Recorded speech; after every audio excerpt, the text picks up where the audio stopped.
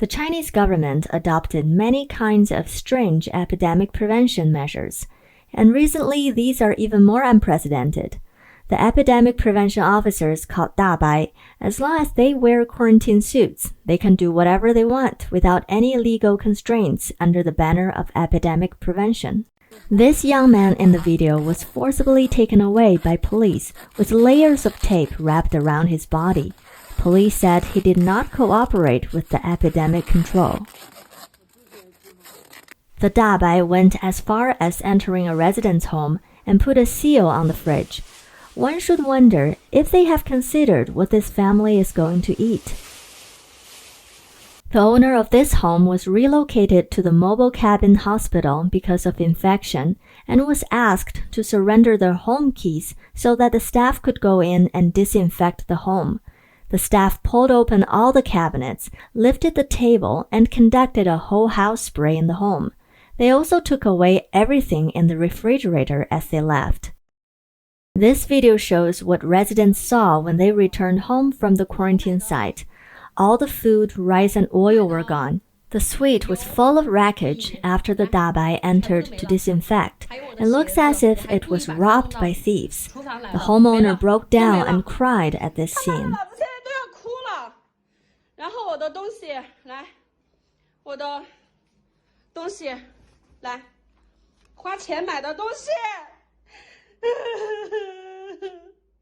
This homeowner also came back from the quarantine site and found that his home was looted.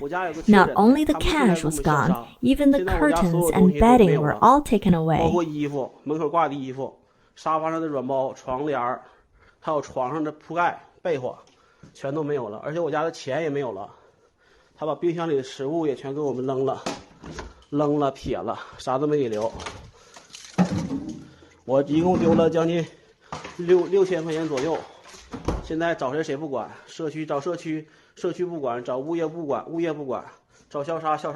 The Standing Committee of the Political Bureau of the CCP Central Committee held a meeting on May 5th, demanding unwavering adherence to the zero-COVID policy. The notice of the meeting said, "Resolutely fight against all words and deeds that distort, doubt, and deny our pandemic prevention policy. Party committees and governments at all levels and all sectors of society should unify their thoughts and actions to the decision and deployment of the CCP Central Committee, and consciously maintain a high degree of unification with the Party Central Committee in ideology, politics, and action."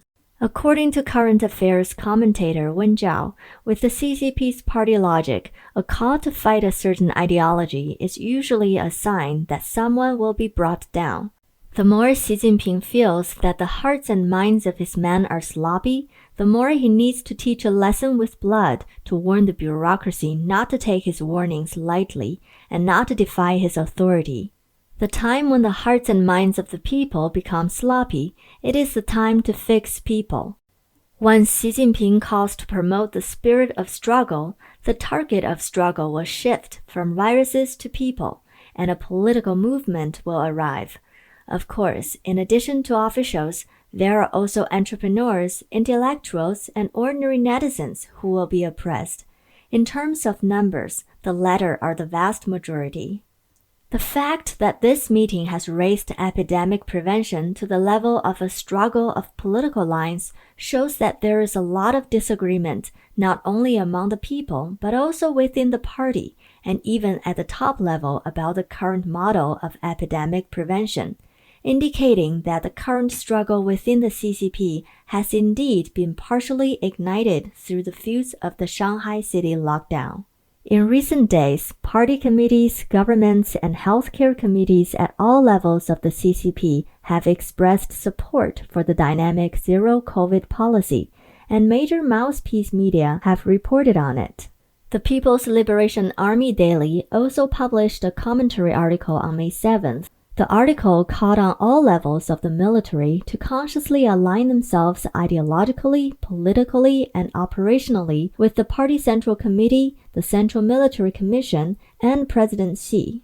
In a rare move, the article also claimed to step up preparations for military struggle and complete the mission tasks entrusted by the party and the people without compromise. The article in the PLA Daily means that if anyone dares not to support Xi Jinping's dynamic zero-COVID policy, the army will have to take actions to fix him, which is a serious threat. In the evening of May 6, the Shanghai Municipal Party Committee and municipal government held a mobilization meeting to resolutely win the battle to defend Greater Shanghai, and Li Qiang, secretary of the Municipal Party Committee, emphasized that they would unswervingly adhere to the general policy of dynamic zero-COVID and claimed that they would strive to win the battle to defend Greater Shanghai.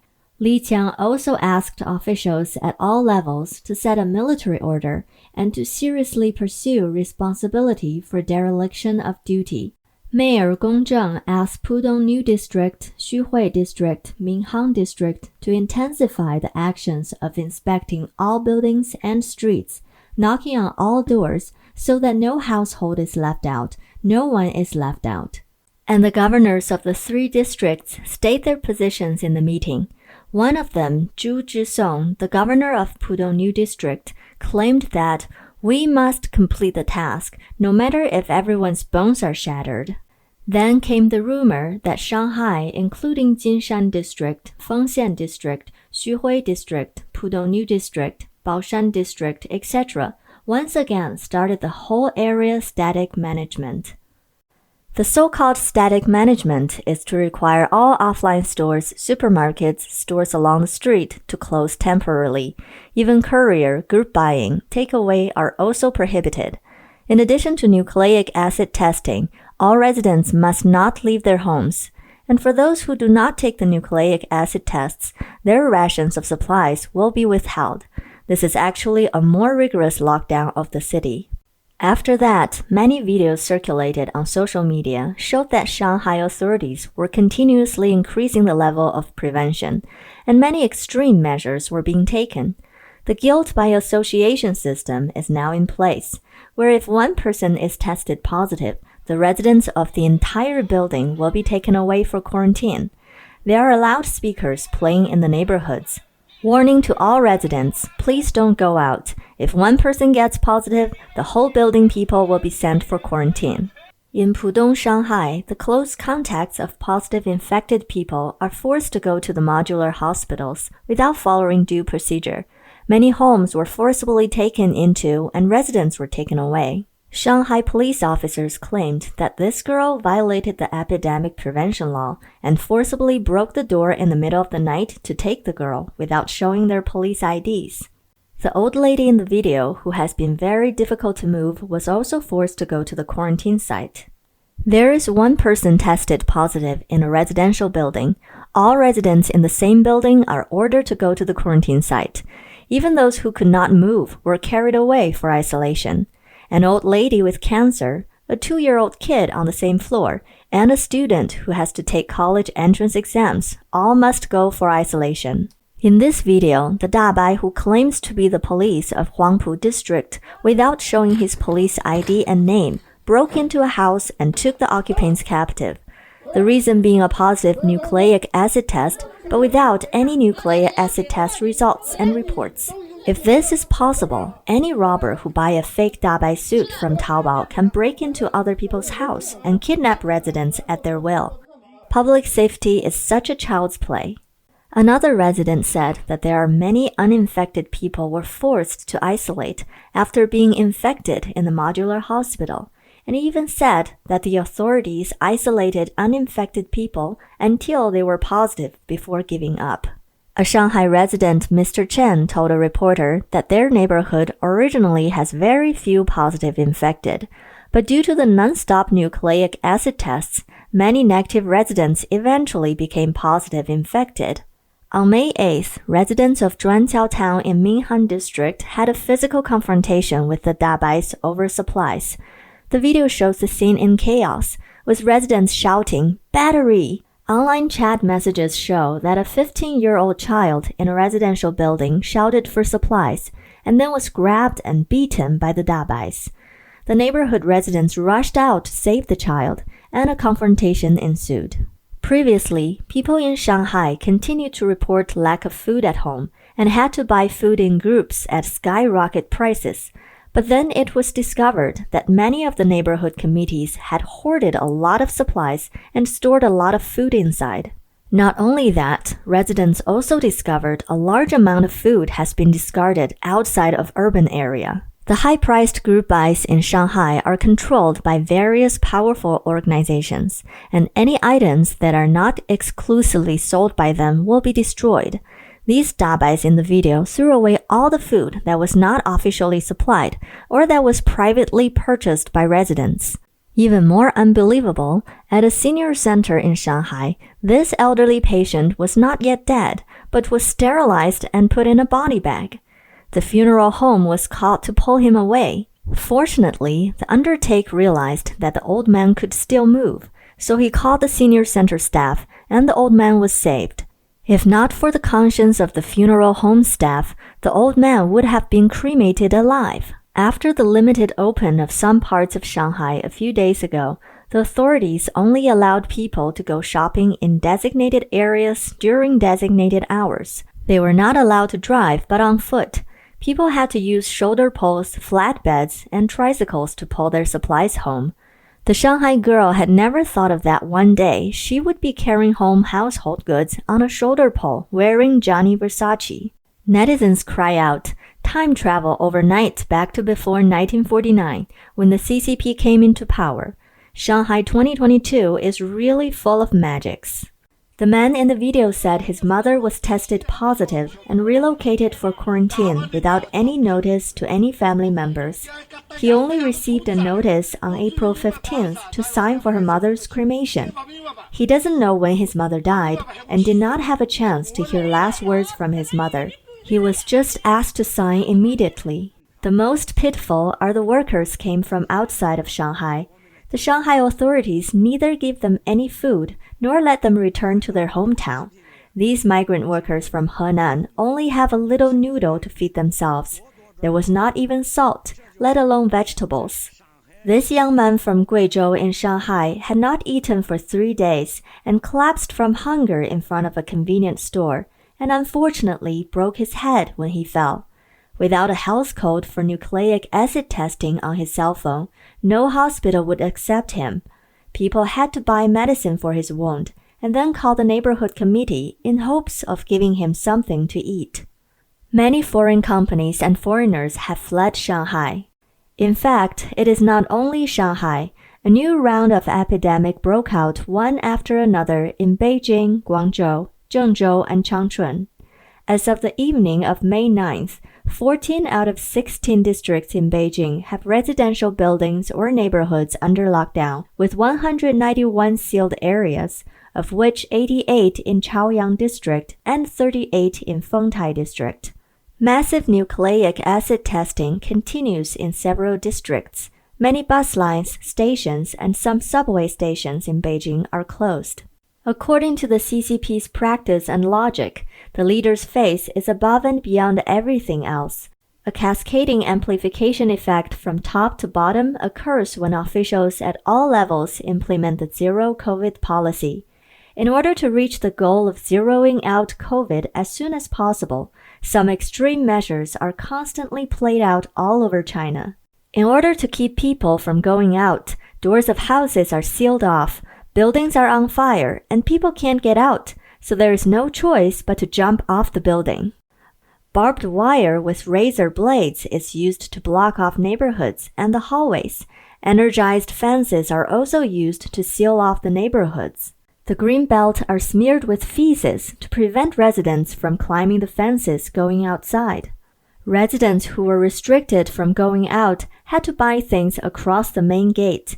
What is even more ridiculous is that a nucleic acid report is required within 48 hours to go to a public toilet.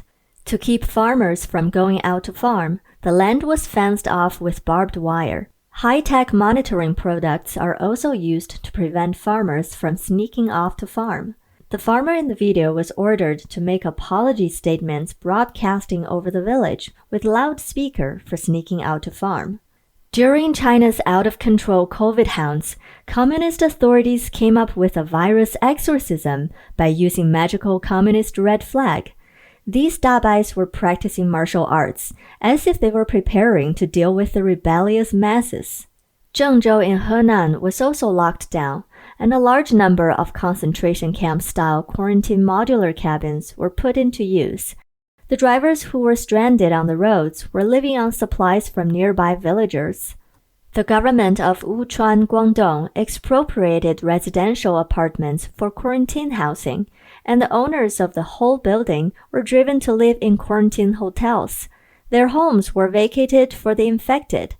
Unlike the worldwide living with the virus policy, the CCP still insists on the zero COVID epidemic prevention policy with extreme containment and control measures. The massive lockdown of cities has resulted in a lot of humanitarian disasters. Many people die because they cannot get medical attention in time. Some committed suicide, and some are even starved to death. Are the top officials of the CCP not aware of the suffering of the people and the heavy blow to the economy caused by the city lockdowns?